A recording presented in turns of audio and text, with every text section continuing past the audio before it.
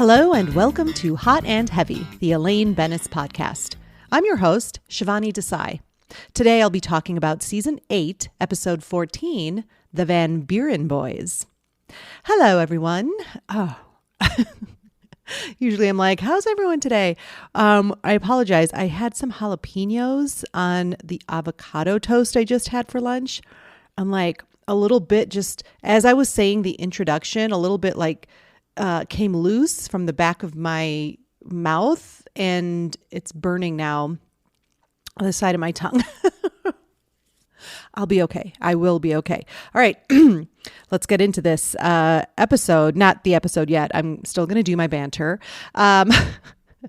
Sorry about that. Wow, that was unexpected. All of a sudden, I'm saying the introduction and I'm just like, oh my God. Okay. All right. Jalapeno.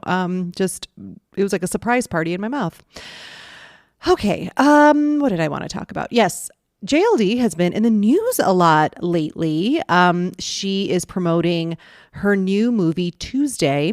And I don't know if any of you have seen the trailer for it, but oh my God, it is incredibly heartbreaking. It is the story of a mother and her terminally ill daughter. And it just looks like an absolute, gut-wrenching, heart-warming story. And also, I don't know if I will see it, if I'm being honest. Those types of movies with children dying, they're really hard to watch. It's a part of being a parent that I'm surprised about. Like, I've always been able to, separate what's reality, but especially when the movie's done very well, it's written very well, and no doubt with JLD starring in it, it's going to be acted very well. I don't know. It just that subject matter is very, very tough to watch. Even Steel Magnolias, when I watched Steel Magnolias after becoming a mother, it hit me out of nowhere. The scene where Sally Field, after her daughter, played by Julia Roberts, dies in the movie. Spoiler alert. Sorry, it's over 35 years old. You can deal with that. But at her funeral, when she breaks down, I mean, I cried so hard. It's one of my favorite movies. I've seen it, I'm not even kidding you, maybe over 100 times.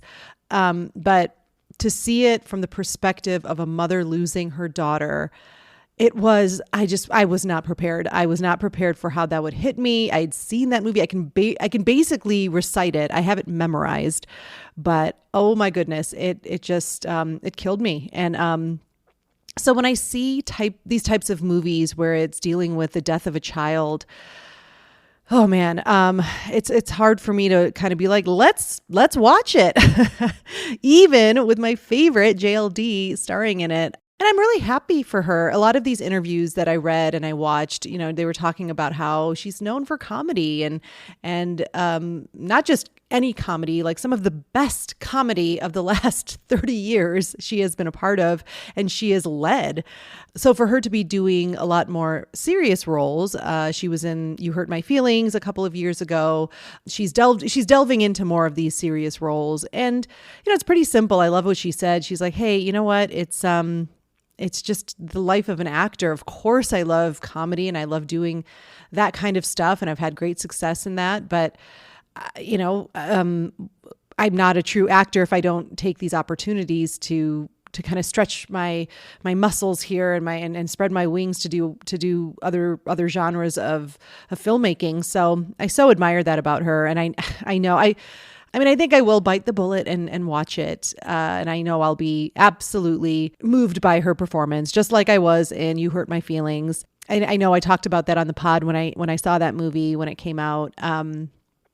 I didn't love the movie as a whole, but I think she just shines through all of the kind of mediocrity I thought about that movie. JLD shines. No surprise there. On a more fun note, I saw her day drinking with Seth Meyers, and oh my God, so incredibly funny. I mean, she just, it's not quite the Elaine drunk on peach schnapps, but it was, she was for the most part really worried about Seth Meyers because that man, good God. I mean, I do wonder, I'm like, he does this, I don't know how often he does day drinking episodes, but good God, like the man drinks a lot, and he is visibly wasted. And it was no exception in this one. And she, just like me, I would be the same way. I'd be like, are you gonna be okay?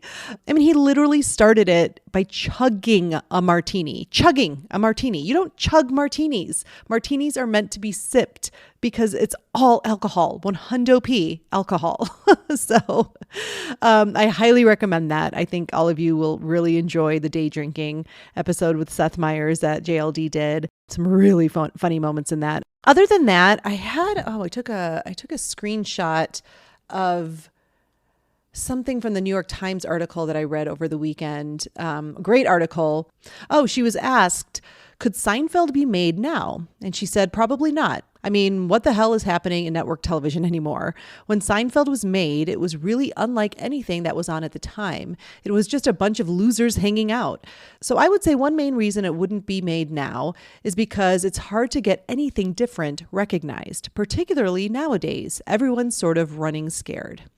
So I thought that was interesting what she said there. I mean, that's a very common question for some of these iconic shows that these actors have been a part of. Could this be made today? It's even been asked about The Office. When you look back, some of those things don't age very well. But I also think I'm such a believer in looking at past forms of entertainment through the lens of today.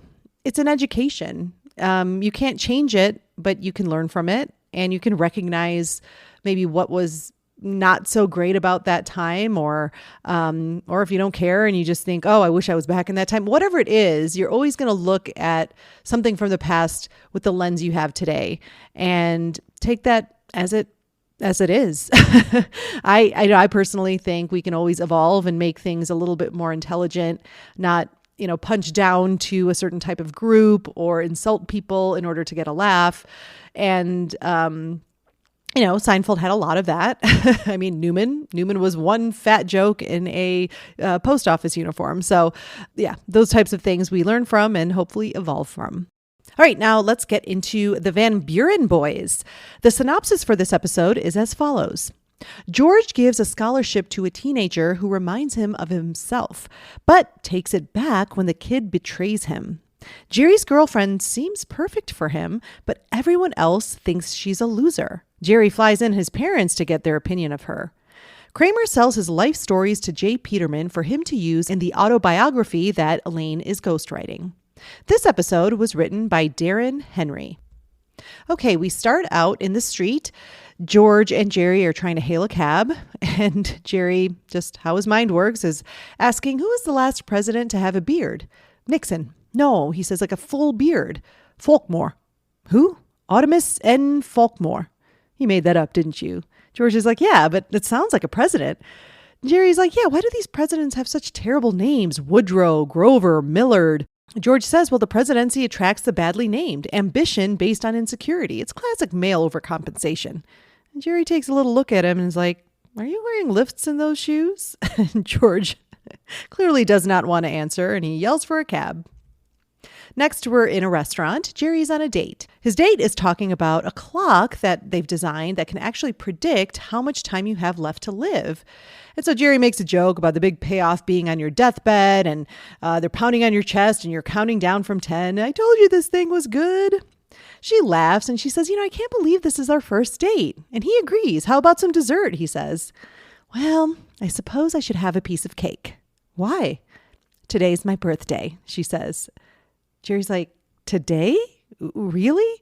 And then we hear a table full of people start singing happy birthday to one friend who has a cake brought out to her, and everyone's having a good time. It's a big party. Jerry looks over at that party of people and back to his date, and he's kind of, he's vexed. The actress in this scene is Christine Taylor. She plays Ellen, Jerry's girlfriend in this episode. She's best known for the series Hey Dude and for her portrayal of Marsha Brady in the Very Brady films that spoof the Brady Bunch. I loved her in The Wedding Singer, and she also played a character in Friends named Bonnie. I think she's great. So funny. She's so magnetic. She has that quality of being effortlessly both beautiful and really funny. She's got that subtlety down, which I really appreciate. And she's really great in this episode as well. Nothing overtly funny about the Ellen character, but in order to make this character work, Christine Taylor needed to be just incredibly charming and sweet. And she does that so easily. I think she's great as Ellen. All right, next we're in Jerry's apartment. George is clarifying. She went with you on a first date and it was her birthday. And Jerry's like, yeah, and she picked the day. Is she socially awkward? No, she's great, Jerry says. She's attractive. She's fun. Well, maybe she celebrates her birthday on the Monday after the weekend. She's not Lincoln. Kramer enters and asks if they want to go to Lorenzo's Pizza. Jerry passes and George can't because he's got to go down to the foundation. He's interviewing high school students for the Susan Ross Scholarship Fund. Jerry starts to ask George, and George knows where he's going, and he preemptively keeps saying no over and over again. But what Jerry's asking is if it bothers him that this foundation is pretty much doing everything in its power to give this money to anyone as long as it's not George. No, George says on his way out, I'm fine with it. Fine, I say. All right, next we are at the foundation. We see George sitting with all these student interviews for the scholarship. The first kid has a 740 on the English achievement test. Quick, what's your favorite animal? The kid's really caught off guard. I don't know, a frog? Frog? The kid's like, well, I would. And George is like, no, frog is wrong. And he ends the interview. The next interviewee, she plays the harp and she just smiles so big about that. George is like, why do they have to tilt it? Can't they just build it on an angle? And again, she's caught off guard as well. And she tries to explain about the design and George ends it. Yeah, we'll let you know. For the next one, George notices his GPA is a 4.0. Super cocky kid. You like that, don't you? Then finally, we get to Stephen. He's president of the chess club. He says, yeah, state champs. Who's your favorite chess player? George asks. Stephen is searching. Naja? George has no clue either, of course. So he's like, right. Nezhikov. What country is he from again? Stephen gives up. I don't know. I made it up. He says, I'm never going to get this thing. And he gets up. This sort of excites George. Whoa. What are you telling me for? You really had me going. Tells him to sit down. He says, what do you want to be when you grow up? Well, I've been telling folks I want to be an architect. Oh, George swivels his chair and looks at Stephen with delight. Next, we're in Jerry's apartment. Elaine is telling Jerry that she's going to ghostwrite Peterman's autobiography. He's like, oh, that's great. When it comes out, I'll have someone ghost read it. And Elaine does her fake laugh. Kramer enters and he starts in on a story. He's at Lorenzo's. He's got a slice, putting on all the toppings, and he notices a guy giving him the stink eye. So I give him the crook eye back. Well, soon Kramer sees this guy is not alone, that he's taking on the entire Van Buren boys. There's a gang named after President Martin Van Buren? Yeah, Kramer says, and they're just as mean as he was. The Van Buren boys block the door for Kramer to escape. He lunges for the bathroom. Occupado. And then they back me up against the cartoon map of Italy. And then they stop. Elaine's like, what? What happened? Because he's still holding the garlic shaker with 2 fingers wrapped around it, holding up 8 fingers. That's their secret gang sign because Van Buren was the 8th president. They thought it was a former Van B boy. Wow. They are very entertained by this story, Jerry and Elaine. Jerry asks, well, how's the pizza? It was a little oily. My take on the scene, I like that moment in the beginning with the ghost reading it. It's funny with Elaine kind of doing that laugh at Jerry. And we find out the plot for Elaine here with Peterman. This is really just a Kramer scene, so there's not much to say about Elaine's plot. But I do like it when Elaine's plot revolves around work. Next, we're on the street. Jerry is walking with Ellen, and she says that she needs to stop at a payphone to check her messages. Her 2 friends walk out of a coffee shop and greet her, and she introduces them to Jerry. Oh, we've heard a lot about you. And while Ellen's on the phone, they tell him it is so sweet of you to take her out. Yeah, you have no idea how much she needs this. Jerry asks if she's coming off a bad breakup. No. See ya. And they walk away. Ellen returns. Did you check your messages? Yeah. No one called. The actresses in this scene, Justine Slater, she's the one that says, we heard a lot about you. She's also appeared in Men Behaving Badly, Relativity, and there aren't very many credits to her name, but I like her as the friend here. I think this is a funny little scene with Jerry she gets to do. The other actress, Michelle Micah, she has also appeared in Friends, Curb Your Enthusiasm, NYPD Blue, and she's also a noted Broadway actress as well. I really like her. The way she's looking at Jerry always catches my eye in this scene. Like when the other friend is saying, "It is so sweet of you to take her out." Like she's just kind of like staring at Jerry like so intensely. Such a cool choice. And then the way she turns when he asks the breakup question, she's like, "No." Also, fun fact, she is married to Seinfeld writer Alec Berg. All right, next we are in Monks. Jerry is telling George that these friends of Ellen's acted like it was an act of charity to take her out. So she's the loser of the group, George says. Every group has someone they all make fun of, like us with Elaine. Jerry clearly doesn't agree with that assessment. Obviously, it's George who they make fun of, but he just kind of lets it go. And he says there's no way Ellen is the loser of that group. Are you looking deep down at the real person? He says, no, I'm being as superficial as possible. Well, stick with it. Then George tells Jerry he found someone for the scholarship. He was interviewing all these annoying little overachievers, and then he found this kid, Stephen Corrin, regular guy, likes sports. Is he smart? He knows how to read. And get this, he's into architecture. And Jerry's like, oh, just like you pretend to be. And George is like, with a little guidance, I am going to help Stephen Corrin be everything that I pretend to be, but for real. That's my dream, Jerry. And then there was a weird aside, Jerry saying how he dreamt last night that a hamburger was eating him. All right, next we're at Peterman's apartment. Elaine has arrived to his plain, drab, sparsely decorated place, and she tells him, it's not quite what I had imagined. And he tells her it's just a place to flop. She has a tape recorder and she asks, well, where do you want to start? Foreign intrigue, exotic romance? He's like, oh, we've covered that in the catalog ad nauseum.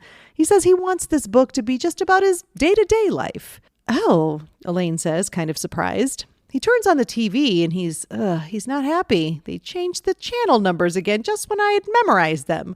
He's scrolling through, not recognizing any of them. Where's my damn preview channel? Elaine says, I'm not sure I see an entire book here. I'm sure we'll come up with something. Peterman says he wants to order a pizza. Do you like Lorenzo's? And that reminds Elaine of Kramer's story, so she tells Peterman what happened. Well, that's pretty exciting, he says. Let's put that in the book. Elaine's like, but that didn't happen to you. So we pay your friend and it becomes a Peterman. Oh, no, I don't think he can do that. And then he notices his plant is dying. I forgot to buy plant food again. I'll bet I got a coupon for it.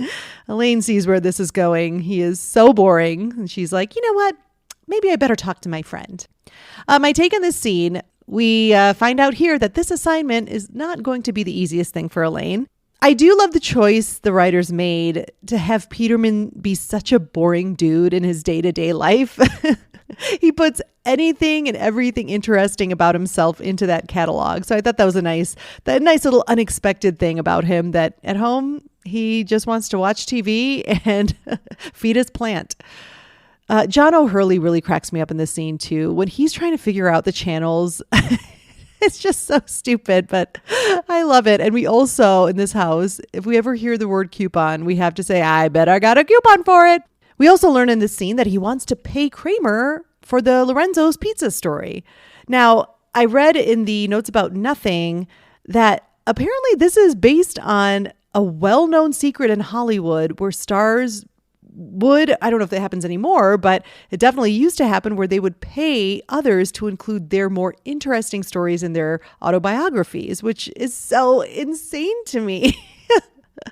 And really disappointing. Like, you're just a liar.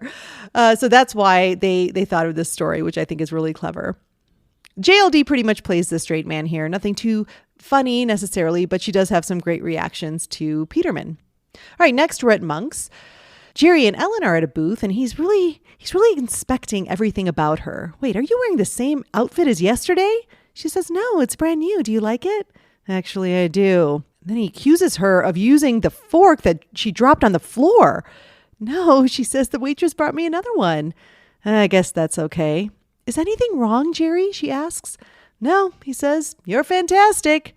They get up to leave, and George and Kramer are walking in. So Jerry introduces Ellen to them, and they just stare at her with these awkward faces. Next, we're at the foundation. George introduces Stephen Coren to the foundation board, says that his GPA is a solid 2.0, right there in the meaty part of the curve. Not showing off, not falling behind. Wick reminds him that the qualifications for the scholarship were largely academic. Well, we all know the biases of standardized testing. These aren't standardized tests. These are his grades. And he moves on to tell him that Stephen has the highest aspirations. He wants to be an architect. Really? And then Stephen says, well, maybe I can set my aspirations a little higher. George is like, oh, well, nothing's higher than architect. And Stephen says, I think I'd like to be a city planner. Why limit myself to a building when I could plan an entire city? Wick really likes this. That's a good point. George is getting irritated. No, it's not. And Stephen doesn't help. He says, isn't an architect just an art school dropout with a tilting desk and a big ruler? It's called a T-square. George is getting very upset. George is getting upset. And then Wick adds to the architect bashing. The dumbest guy in my fraternity became an architect after he failed out of dental school. He gives Stephen Coren a big handshake and congratulates him. Susan would be very proud of what you're doing. Meanwhile, George is livid. Next, we're in Peterman's office. Kramer is there with Elaine and J. Peterman and smoking a pipe and telling his stories. J. Peterman is so excited. That is one ripping good yarn. And he hands him a check. Kramer offers up some more of his stories. Romance, comedy, adventure, erotica. Turns out J. Peterman wants the whole lot. Name your price, man. Kramer says, $1,500. I'll give you half that. Done. While writing out the check, J. Peterman tells Kramer that he has full access to Elaine. She's at his disposal. Okay, well, I like to work in the evenings, and Elaine is literally in physical pain at this prospect. My take on this scene, I think this is the third episode in a row where we get an Elaine and Kramer plot together after all these years of that being very scarce. We're totally spoiled. I like the two of them together. Irritated Elaine is one of my favorite Elaines. So this plot is full of that. And she doesn't hold back with Kramer. She gets in his face. She yells at him. So it's really fun. And that reaction at the end, she knows this is going to be absolute hell for her, just being at the disposal of Kramer. And she doesn't have a choice. It's her job.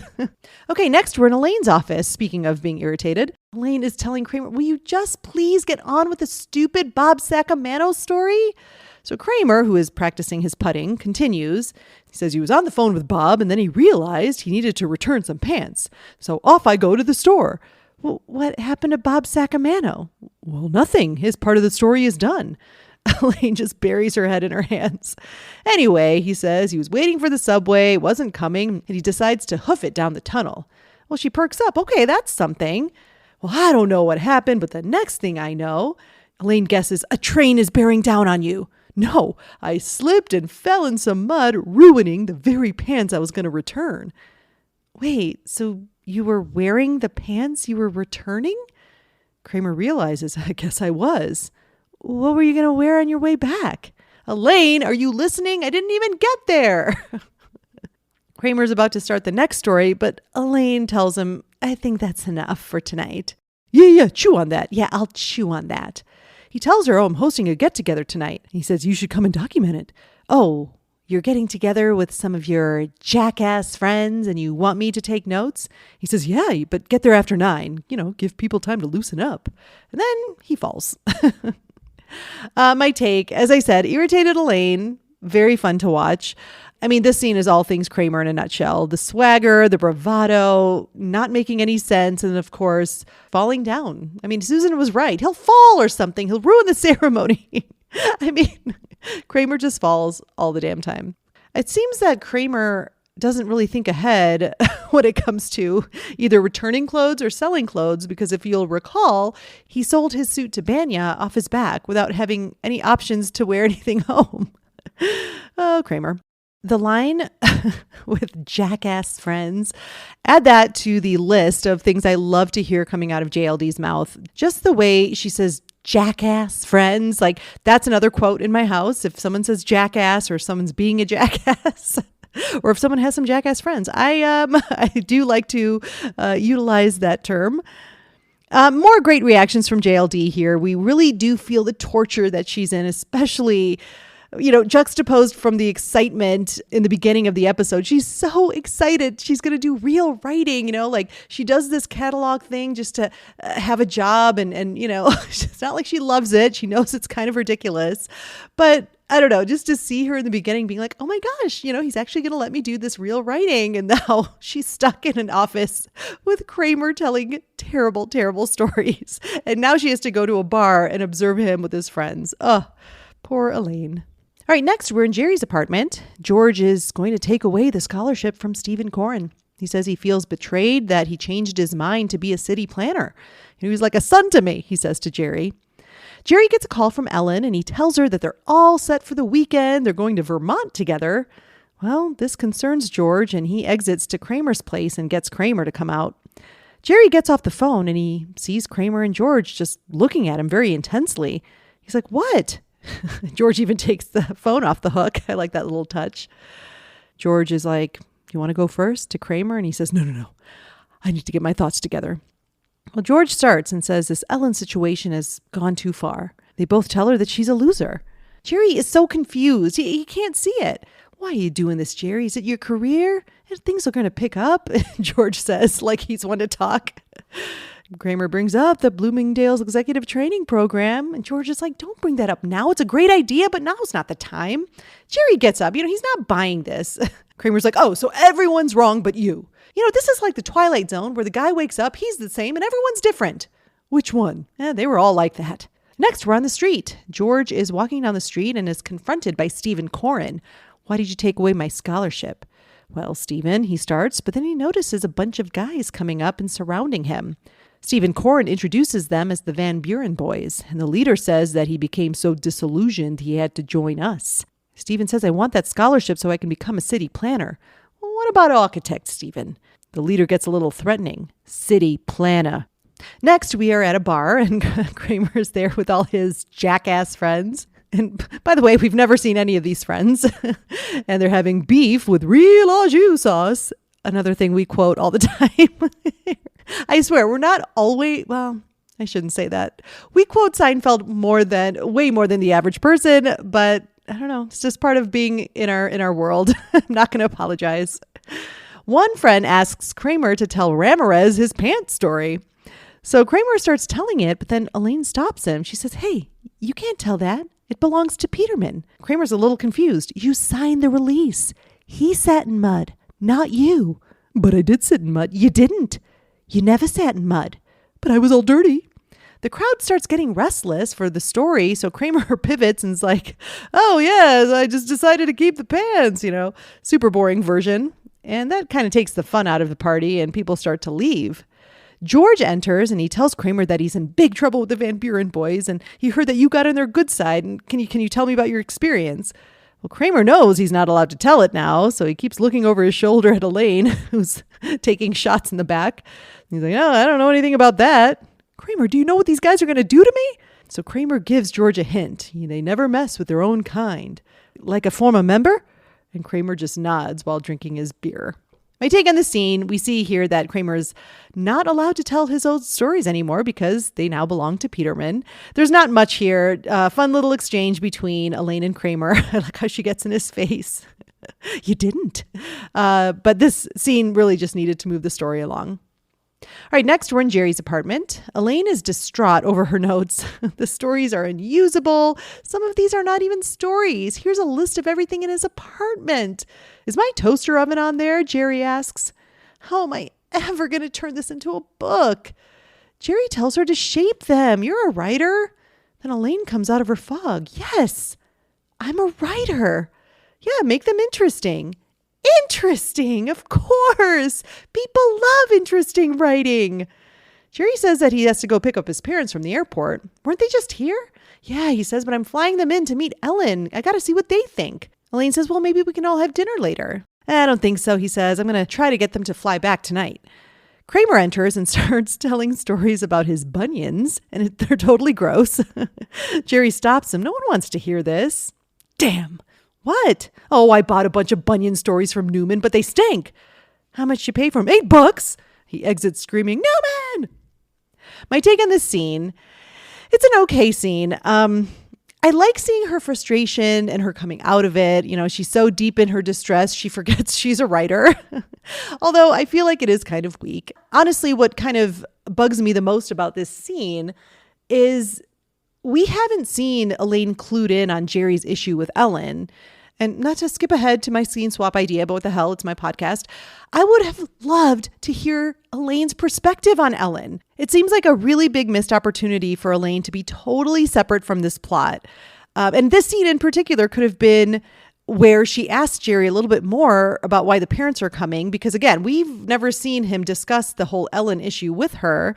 So I don't know. I just think it's odd that there's no mention to Elaine about it. It seems very natural that Jerry would talk to Elaine about this problem. Like, hey, you're a woman. Like, can you sense anything? Like, what is it about her? Next, we're in Peterman's office. J. Peterman has read the first chapter and he does not like it. He says it started out well. I'm returning some pants. But then he doesn't like the part where he starts going down a train tunnel.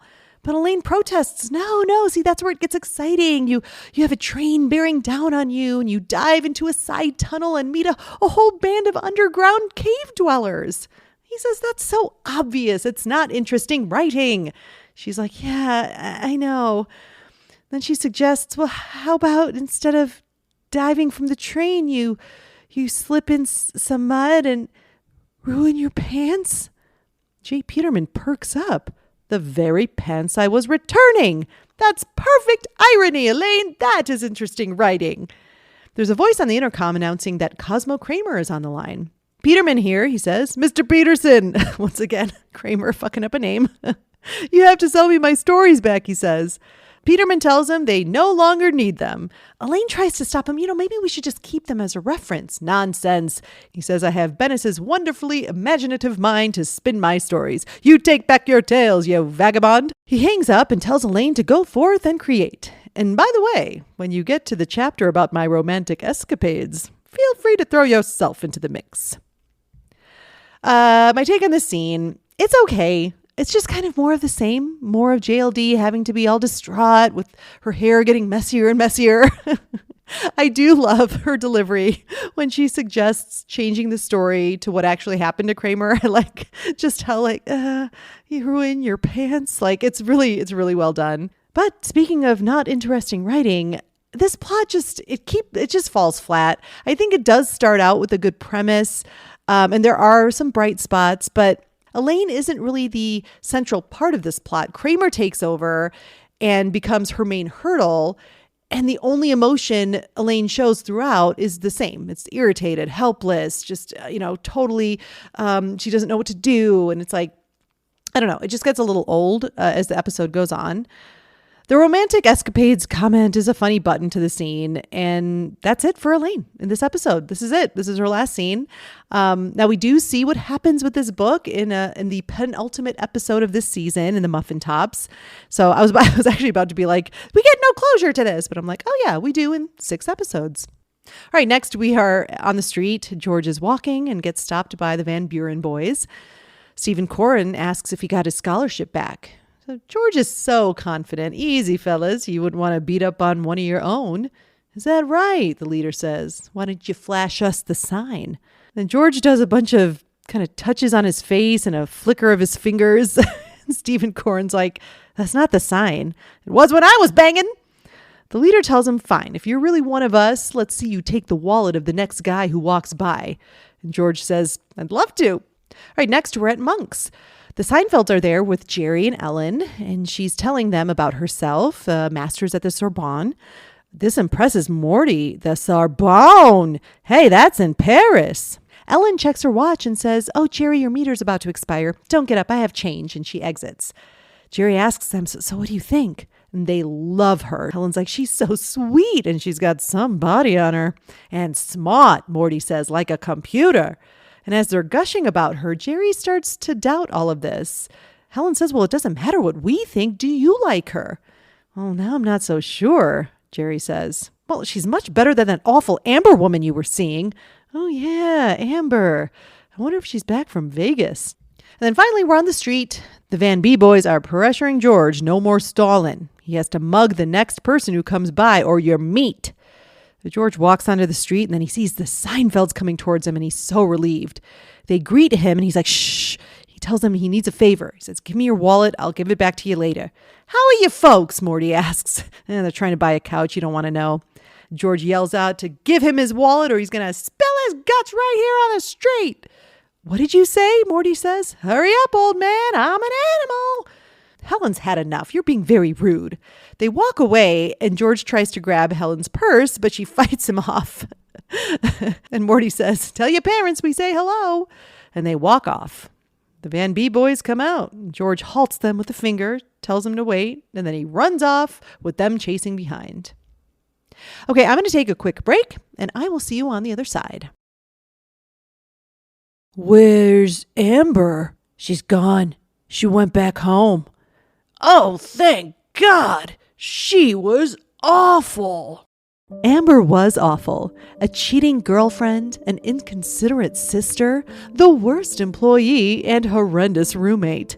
Until one day, she realized what was making her so awful. Vegas. So she went back home. A24 Films presents Amber's Back from Vegas, a coming-of-age tale of a young girl who sucked so hard, but found that she didn't suck as bad in her hometown of Manhattan. Amber, what are you doing here? Hey, Mom, I'm back. Oh, okay. Well, I wasn't aware you were... I wasn't aware. Shut up, Mom. I'm back, okay? I'm back from Vegas.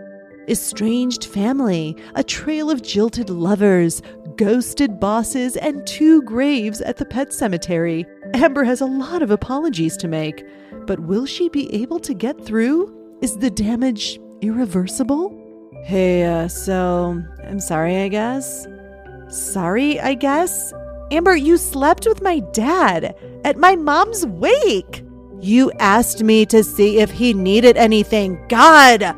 This fall, see if forgiveness can be granted to a truly awful woman whose level of suckage is so hard Dyson would hire her, if she wasn't the worst. Amber's Back from Vegas. Can anyone really forgive and forget? Anyway, I'm sorry for stealing your identity. Ew, couldn't you have found a better homeless shelter than this? Gross. And we're back. There were a couple of deleted scenes and they both involved Elaine, and they both were absolutely terrible. The first one, I was so confused. I'm like, what is the point of this? Maybe it was to illustrate everyone had writer's block. So, okay, this was the scene. It was basically a meeting around Peterman's desk of all the catalog writers. And he's just asking for like any ideas. You open your closet, you find what? Come on, people, this isn't that hard. And so he's like begging for ideas and like no one's coming up with anything. Elaine's one of the people not coming up with anything. She's just kind of like looking around and thinking, and she's playing with the rubber band between her fingers while she's doing this. Then all of a sudden she accidentally flicks the rubber band into J. Peterman's eye, and then he like runs out. That was it. I'm like, okay, I don't understand how this scene fits into the episode at all. The next deleted scene, when it started out, I was like, oh, okay, this has potential of being like super funny. So basically it looked like at some point Elaine tried to get some stories from Newman for the book because she's struggling so much. And of course, all his stories are about eating because Newman's fat, you guys. So it's all about like eating. And then there's a little bit about eating and sex. It's just all really gross. And she's like, you know what? I don't think any of this is going to be appropriate. Then she hands him $8. So those were the deleted scenes. Nothing that would have enhanced really anything in the episode. All right, next, let's move on to Greg's Sack Lunch. Greg is our most dedicated contributor, and every week he sends us a sack lunch of his thoughts. Let's start out with Greg's overall thoughts. He says, while the last episode was nearly perfect and we got scenes of the 4 leads together, which is the magic of this show, this time everyone mostly went back to their silos. I like George and Jerry's plots in theory, but the execution of both of those is very clunky and forced. Because Elaine's story ties her up with Peterman, well, you know how I feel about him, And then later with Kramer writing the book, it's too reminiscent of when she had to work on his coffee table book previously. All around, I think there was potential here, but it didn't pan out to be all that funny. Totally. Oh my gosh, I didn't even think about Elaine working on the coffee table book.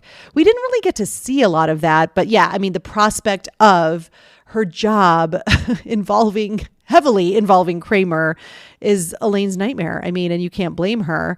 And we're definitely on the same page here, Greg, where it's like the premises, I don't know what whatever the appropriate plural is. I think we're all solid for all the plots, but yeah, just the execution of everything just wasn't my favorite. You're right too about the silos. We don't really get a scene with all four of them. And like I've said before, how is Elaine not somehow involved in the Ellen plot? Like there's so much there. I feel that could have been mined for comedy for Elaine and Jerry's relationship. Getting more into Ellen's life. Like, I mean, I feel like it would have been, they had such an amazing actress in Christine Taylor guesting as Ellen. So it's like, you guys had some real talent, some heavyweight talent there that she could have really, I would have liked to have seen more of Ellen's story. Let's put it that way. Next in Greg's sack are his favorite scenes and Elaine moments. He says, my favorite Elaine scene and moment is when she's listening to Kramer ramble on about his pants story. She's so visibly frustrated.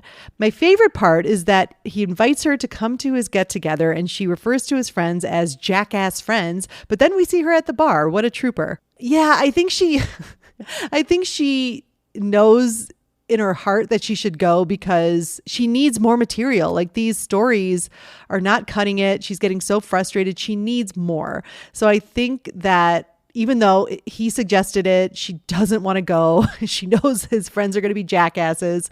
She's like, but maybe I'll be able to get something for the book here. So she's willing to go and take multiple shots in the background, which is reminiscent of her day drinking episode with Seth Meyers. Once again, will recommend to you all. Next, Greg says, I also love the look on Elaine's face when Peterman says she can toss herself into the mix of romantic conquests he's had. She's all disheveled with a pencil in her ratty hair, yet she looks disgusted by him. Oh, yeah. Gross. Oh, how inappropriate. Greg goes on to say, not an Elaine moment, but I love when George is telling Jerry that every group has a loser they all make fun of, like us with Elaine. Zero self-awareness there, Georgie boy. And if you ever made fun of Elaine, she'd kick your ass. Yeah, I love that moment too. That's always in like the retrospectives and the montages of like the show. And it's for good reason. It's like such self-delusion. And I have to give Jerry Seinfeld credit too. Like that look on his face where he's like, yeah, okay, I'm going to let this go because he kind of has this moment where he's like, I'm going to argue, forget it. I have to move on. Next in Greg's sack is his scene swap idea. He says, I needed more out of this episode because there was zero Benestanza interaction whatsoever. I would have liked Elaine to have been involved somewhere other than her Peterman story. It would have been ideal for her to meet Jerry's questionable girlfriend or be sent in to find out more about her and whether she's a loser or not. Like I said in my overall thoughts, we get a similar scenario to the earlier coffee table book about coffee tables, and even this is too brief. Her whole part in this is gritting her teeth in disdain for either Peterman or Kramer, and while she can face act better than anyone, there wasn't that much comedy for her here.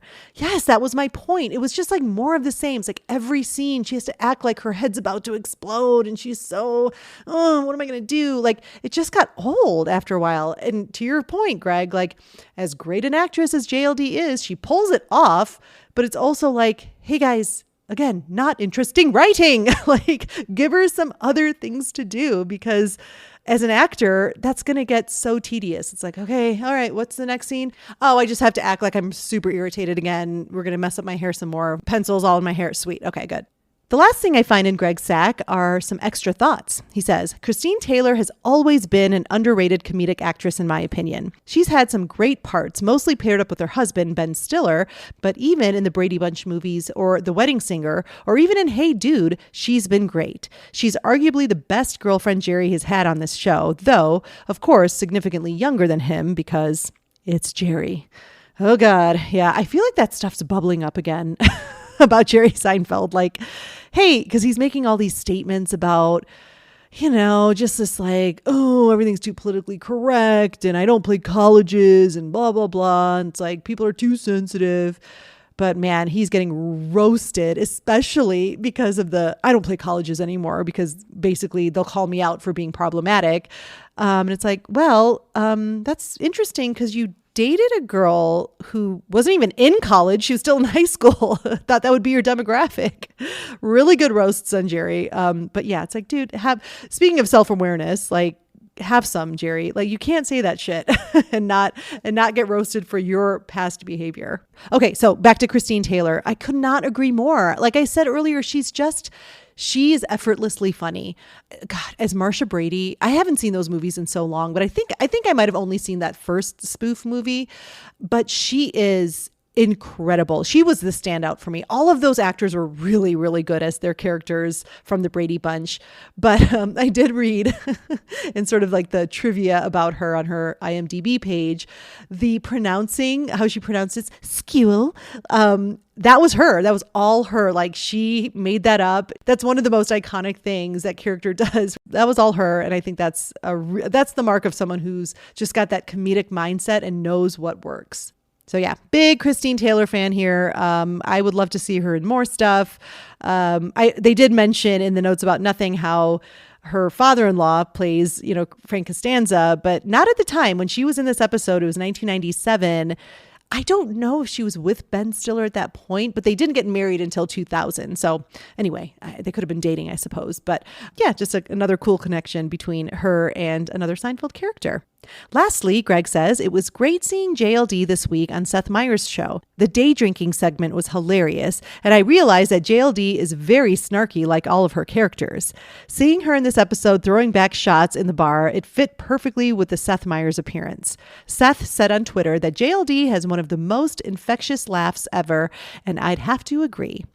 Of course, the JLD laugh, it's so good. I mean, I think I was definitely smiling throughout because she just kind of increasingly laughs throughout the episode as she gets drunker and drunker. And it's just a delight. I think this is third or fourth time I'm saying this. Watch the day drinking episode. It's really funny. Thank you so much, Greg. And now it's time to close Greg's sack lunch. All right, my favorite Elaine moments. It's Jackass Friends. I don't think that's a surprise given how much I've talked about it. Yeah, I just love it. I love everything about it, the way she delivers it, the way it sounds, the pairing of it, Jackass and Friends. It's all lovely. A close second would be the moment she suggests the real Kramer story to Peterman after he doesn't like the whole train, dodging the train thing. That delivery, she's so desperate. It's almost choked up Elaine, but it's a really fun JLD line read. You ruin your pants. And now my final notes. I think I've covered my general feelings about this via my own thoughts and then through the sack lunch segment. It's just not my favorite plot. This episode does have a lot of potential. The premises, all really solid, like I said. But yeah, the execution just fell short for me. The highlights, though, we're getting another Elaine and Kramer storyline, which is great. But Greg, you brought up a great point. I didn't even think about how this was similar to the coffee table book thing, but whatever. Elaine and Kramer together is a delight to me still. I do like that her plot revolves around a work project and the ghostwriting thing. So fun. I like seeing how excited she is in the beginning and then how that devolves. I just wish there were a little bit more, a little more range of emotions for her. And both Greg and I mentioned she needed to be involved in the Ellen plot. I don't even know what it would entail, but we've got these two brilliant comedic actresses in the same scene together. Forget it. It would have been gold. A little spoiler alert. I am also not a big fan of the follow-up of this plot in the Muffin Tops either, with the reality bus tour and all that bullshit. But thankfully, Elaine really isn't a part of that plot. So, and she has a much better plot in that episode. But we'll get to that in about 6 or 7 weeks. And I think that's all I can say about the Van Buren boys. Please be sure to follow Hot and Heavy on social media. On Instagram, it's at Hot Heavy Elaine. On TikTok, at Elaine Bennis Podcast. And if you'd like to email me, please do at elainepodcast@gmail.com. Thank you so much for listening, and I will see you next time.